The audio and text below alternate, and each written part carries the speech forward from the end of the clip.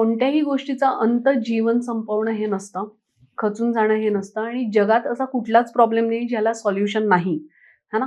So जीवन संपवण्यापर्यंत जर परिस्थिती आलेली आहे त्या स्त्रीची किंवा त्या पुरुषाची, तर त्याने ते नातं संपवण्याला प्रायोरिटी दिली पाहिजे. कारण तुम्ही निसर्गाची देणगी आहात. तुमच्या आई-वडिलांचं जे काही बेसिकली कॉन्ट्रिब्युशन आहे तुमच्या जीवनात, त्यांनी एवढा वेळ, एनर्जी, पैसे करून तुम्हाला इतकं मोठं केलेलं आहे.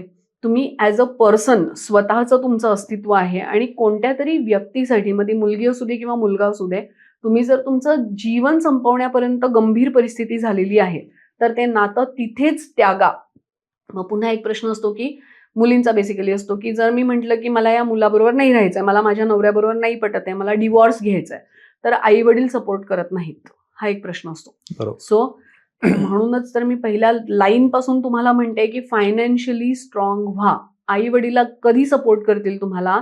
जेव्हा समाज सपोर्ट करेल. आणि समाजात आजही काडीमोड, घटस्फोट या सगळ्याला खूप जास्त सन्मान नाही दिला जात.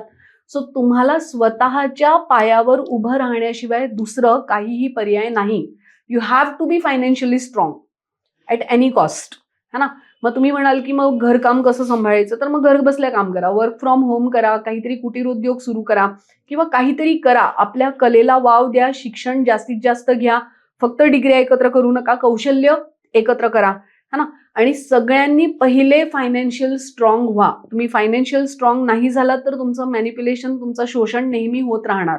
हे लक्षात घ्या, है ना? आणि कोणत्याच परिस्थितीत जीवन संपवण्याबद्दल तर चर्चा सुद्धा नाही झाली पाहिजे.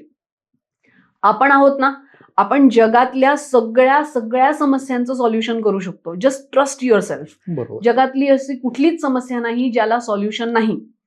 त्या व्यक्तीपासून, त्या परिस्थितीपासून, त्या जागेपासून लांब व्हा, कॉन्टॅक्ट संपवा, पण स्वतःला इजा करून घेऊ नका.